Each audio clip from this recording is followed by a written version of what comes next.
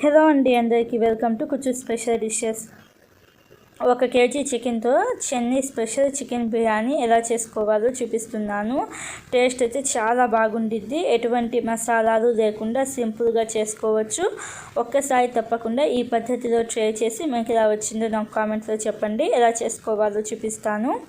ముందుగా stove on చేసుకొని కడాయి పెట్టుకొని 3 టేబుల్ స్పూన్ల దాకా నూనెను వేసుకొని 2 బిర్యానీ ఆకులు వేసుకోండి. అలాగే 1 జాజికాయ, 1 జాపత్రి, 1 ఇంచు సైజ్ అంతా దాల్చిన చెక్క, అలాగే 2 లవంగాలు, 2 ఇలాచీలు వేసుకొని ఒక 30 సెకండ్స్ పాటు ఫ్రై చేసుకోండి.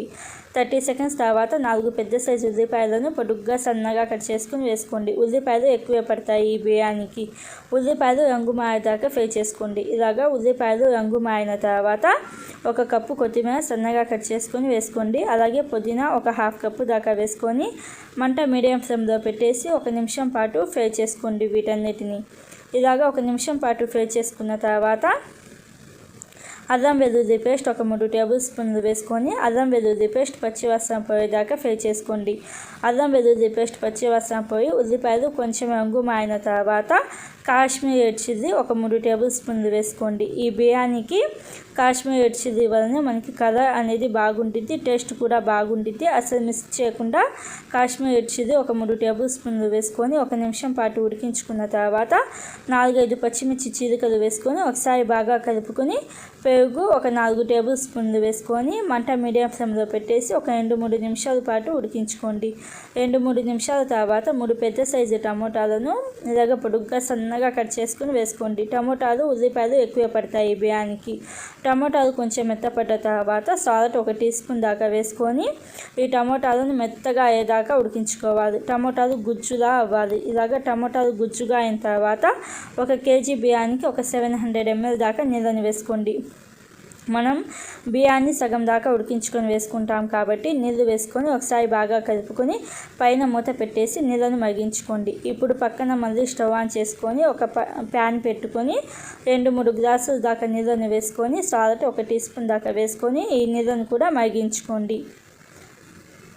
ఈ నీళ్ళు మరుగుతూ ఉంటాయి కదా, ఇక్కడ మళ్ళీ తీసి చూడండి. మూత తీసి చూస్తే ఇలాగ నీళ్ళు అనేవి బాగా మరుగుతూ ఉండాలి. మధ్యలో ఇలాగ నీళ్ళు బాగా మరుగుతూ ఉన్నప్పుడు ఒకసారి బాగా కలుపుకొని శుభ్రంగా కడిగిన చికెన్ ముక్కలు వేసుకోండి. నేనైతే సాల్ట్ పసుపు వేసి నీళ్ళతో శుభ్రంగా కడిగిన చికెన్ ముక్కలు వేసుకొని ఒకసారి బాగా కలుపుకొని పైన మూత పెట్టేసి మంట మీడియం ఫ్లేమ్లో పెట్టేసి చికెన్ని ఉడికించుకోవాలి. ఇలాగ నీళ్ళు బాగా మరుగుతున్నప్పుడు 1 కేజీ బాస్మతి బియ్యం వేసుకుంటున్నాను. 1 గంట పాటు నానబెట్టుకోవాలి. బాస్మతి మాత్రమే వేయండి, అప్పుడే టేస్ట్ అనేది బాగుండిద్ది. బాస్మతి ఉడుకుతూ ఉండిద్ది కదా.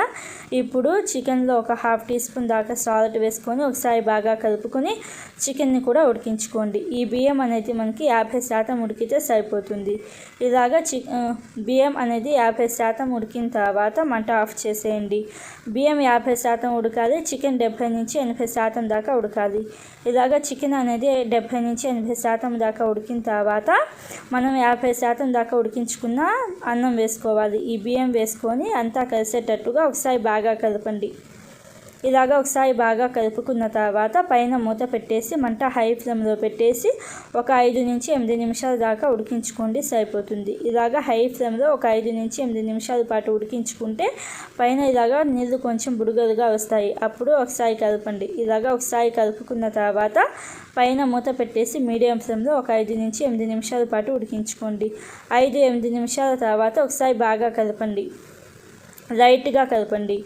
ఎలా పడితే అలా కాకుండా కొంచెం జాగ్రత్తగా లైట్గా ఒకసారి బాగా కలపండి. ఇలాగ ఒకసారి బాగా కలిపిన తర్వాత పైన మూత పెట్టండి. పైన మూత పెట్టేసి లో ఫ్లేమ్లో 5-7 నిమిషాల దాకా ఉడికించుకోండి.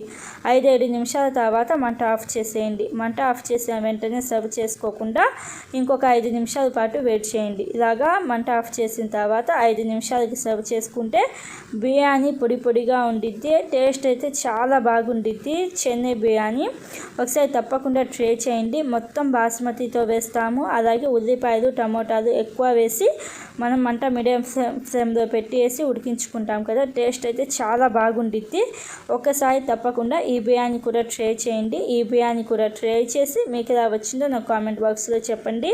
అలాగే ఇలాంటి మరిన్ని వీడియోస్ కోసం మన ఛానల్ని సబ్స్క్రైబ్ చేసుకోండి. Thank you friends.